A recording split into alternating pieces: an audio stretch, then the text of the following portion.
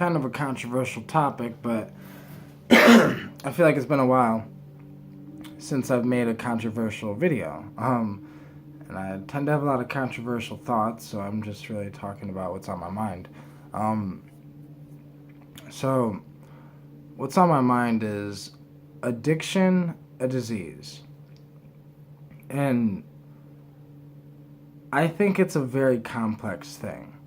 But in a nutshell, I basically want to say no, but I also don't want to say straight no, because I kind of feel like it's not necessarily a disease like cancer or like, I don't know, or like fucking gonorrhea or something. Like, it's not like it's sexually transmitted, it's not like, and I mean, there's not even really necessarily any scientific evidence to say that it's genetically passed down either, because what is addiction? And if addiction is a disease, I feel like it'd still be more complicated, because I feel like it'd still be almost a choice on what you are addicted to. Like, you can use the excuse where it's like, it's genetically, and it's in my genetics, and I am more disposed to be more likely to be addicted to things, right? But I feel like you can also look at that as, okay, well, if I know that I have this I don't know, just this other, if I'm more likely to be addicted to things, then I should choose what I'm addicted to, is what I mean. And some people would say, oh, well, you don't have a choice of what you're addicted to. And I say, bullshit. That's like saying you don't have a choice on what clothes you wear. That's like saying that you don't have a choice on what food you eat. Because I feel like if you are conscious enough to know you have a problem, then you're also conscious enough to figure out how to solve that problem. But, so if you acknowledge this is my issue, this is the disease I have, this is what I have, then you should consciously try to think of ways to solve that disease. But this is why I feel like calling it a disease is an issue. It doesn't matter what I think it's called the DSM-5, or it doesn't matter really what anyone says. I mean, fucking our government used to, on paper, slavery was legal on paper at one point. I mean, that doesn't make it right, and just because it was written it down and they say whatever. I mean, they also say cannabis is a Schedule I drug. Do you really think cannabis is as dangerous as they say it is? They're not always accurate on their points of view of the world. So I just think that calling an addiction a disease makes us weak. It makes the person who's addicted weak. Because, let me explain something. I am willingly addicted to Kratom. Now, this is a willingful addiction, because just a month and a half ago, I took a 3 to 4 month break, right? So it's like, from Kratom, right? I just stopped taking Kratom for 3 to 4 months. Now I'm using Kratom again. Every year I plan on taking a 3 to 4 month break. When you think of a drug addict, what drug addict can do that? I don't know any drug addict, quote unquote, that can do that. And I think that's because we have this envisionment of addiction, that we think addiction is one thing. It's not. There's drugs that are physically addictive and drugs that are psychologically addictive. And I feel like there are, like, the most severely psychologically addictive substance is most likely methamphetamine, which is why it's a substance that I never fucking plan on trying ever. But there's also substances like cocaine that's mentally addictive, or psychologically addictive, but it's not as psychologically addictive as meth, but it's also pretty damn psychologically addictive. But when I say psychologically addictive, that just means that when you stop taking it, you don't feel like you're going to die. I mean, you might mentally feel like depressed or sad or whatever, but that's a psychological thing. If you were using fentanyl or heroin every single day 3 times a day, for the past, I don't know, month, and you just stopped, you're going to feel a severe heroin withdrawal or opioid withdrawal, which you're going to, you're going to physically feel like shit. You're going to have physical symptoms. Now, because kratom attaches to the opioid receptors, it has a physical withdrawal. But honestly, with me, I guess the reason why it's easy, I guess, for me to just take a 3 to 4 month break here and there whenever I really want. I could stop using kratom. Like if I have something that requires me to not use kratom or to not be on an opioid or to whatever, then I'll just stop using kratom. I'll just slowly taper. Not really slowly, but like within a week, I'll taper myself off, and that's that. But I think, with me, with the kratom thing, it's just kratom is slightly physically addictive. It's nowhere near as severe as like a heroin withdrawal. I don't know. I've never gone through a opiate withdrawal. And there was a time in my life where I tried opiates and I tried pills here and there, but I never did them consecutively enough to get addicted to have a withdrawal symptom from them.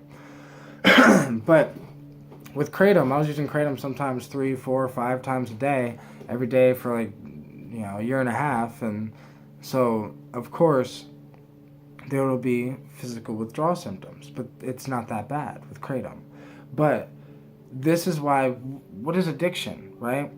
Addiction is so complex because we're trying to define something that has a spectrum to it.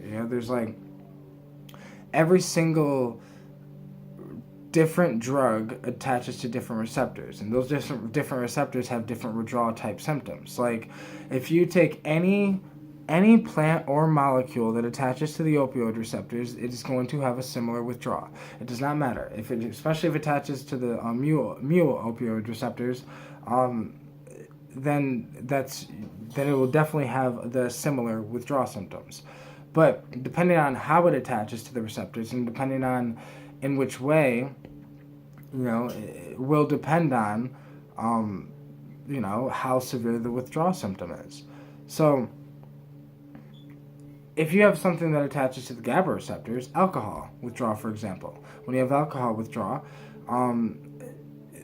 so you can get a similar withdrawal symptoms from Xanax withdrawal. I think Xanax withdrawal is a little more intense than alcohol withdrawal because it seems to be much more of a stronger molecule, but these things work on GABA receptors. Now, if you take a bunch of other things that work on GABA receptors, they'll have a similar withdrawal, but they will all be on different spectrums, and they'll all have different verities of their own like individual feelings, but they all have the same ballpark of withdrawal symptoms because they all attach to the similar receptors. So, the way I look at this is, I just think I think we need to stop calling it a disease and start calling it lack of education. Because humans are so fucking uneducated on drugs. It's like people have no clue what the hell they're doing. Like, most people have no clue what receptors the drugs they're taking attach to.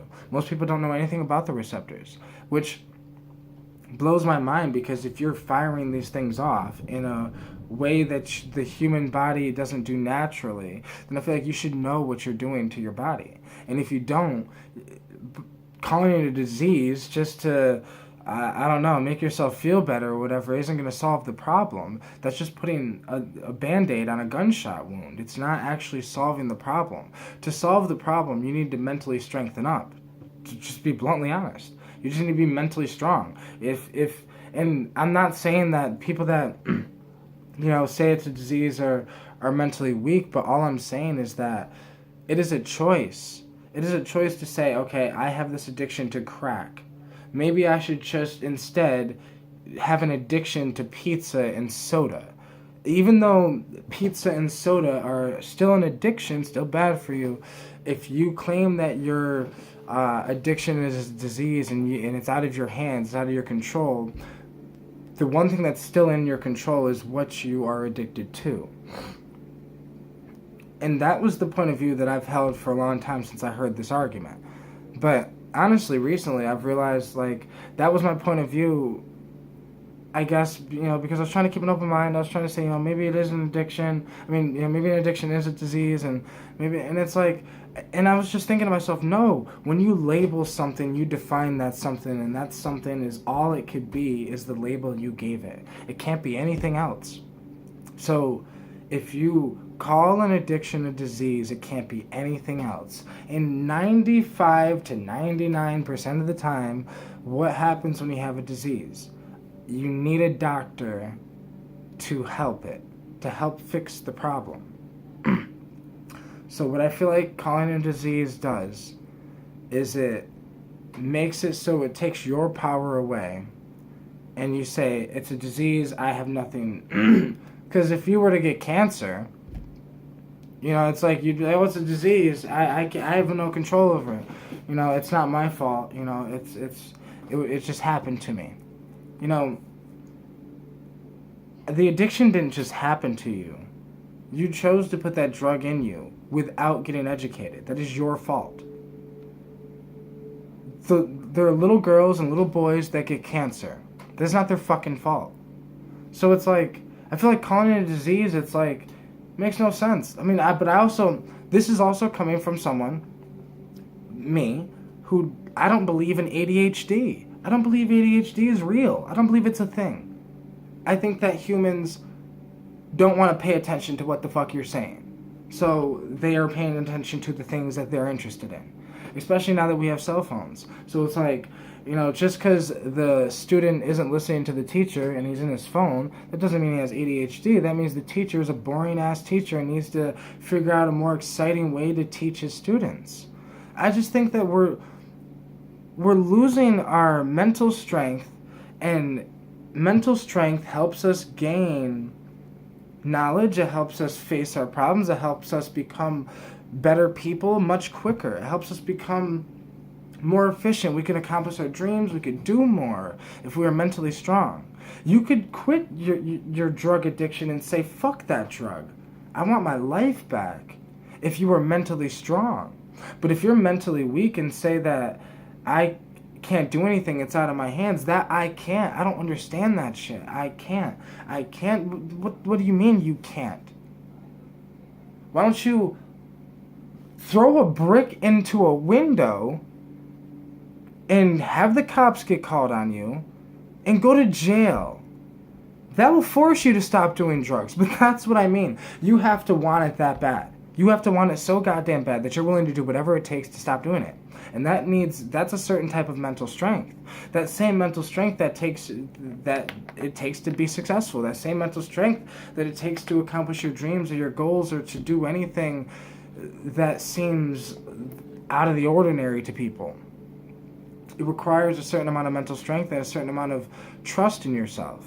And I feel like we've lost trust in ourselves because we're giving our trust away. We're giving our power away to the dominant archetype society. I don't know, the society that we're living in is like trying to mold us into something. And maybe it's intentional, maybe it's not. But all I know is it's happening. And what's happening is 10 years ago, 15 years ago, people weren't talking about, I mean, yeah, they were talking about as an addiction, a disease, but they weren't taking it as serious as they are today. 15, 20 years ago, college campuses didn't have safe zones and didn't have any of that. I mean, these were academic places where you spoke about knowledge and learned, and even if it was controversial, even if people agreed, people listened because they wanted to learn and learn from other people's perspectives, even if it was a different perspective than yours. And I think that's what we're losing in our society, right? And I think calling an addiction a disease, if you're going to call it a disease, then just know that you still have a choice on what you're addicted to. And just know that I don't think it's any of this is a disease issue. I think it's all a lack of education. If everyone was educated on what drugs do, on how they affect you, on what receptors they attach to, on what they do to what the user is like 5 years after use every day. What, like, if we were all educated on this shit in high school, and I mean not slightly educated, because I was slightly educated about that shit in high school, but I mean no, like legitimately educated, and saying if you're gonna use this drug, this is what happens. Not like no scare fear tactic, but like legitimately, this is what happens. Cocaine causes a mental, psychological addiction, or methamphetamine causes a psychological addiction. And I don't know if this is accurate or not, but I read one of the stats is like within 7 years, most people who do methamphetamine die, like if they're using it consecutively. It's just things like this, right? That, how heroin is so damn addictive, it's insane.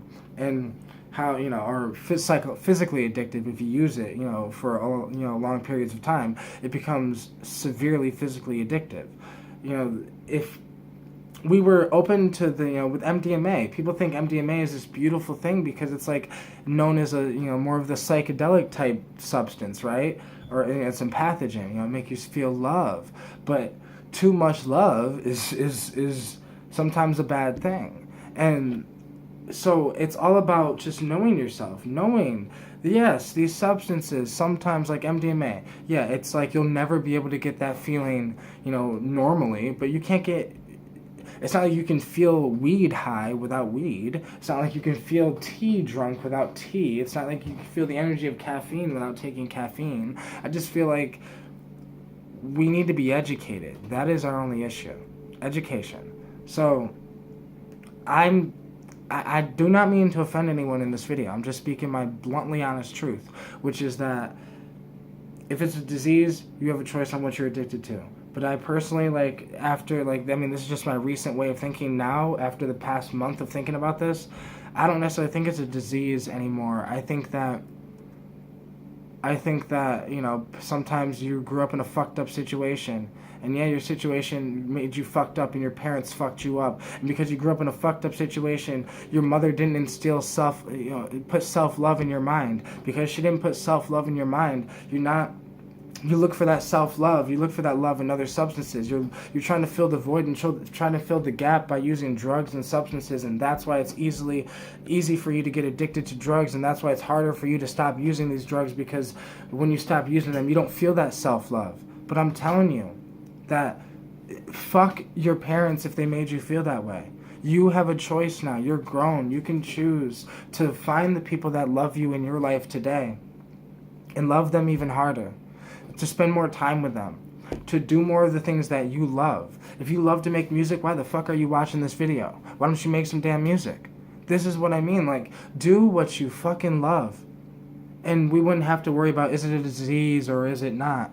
We would just be like,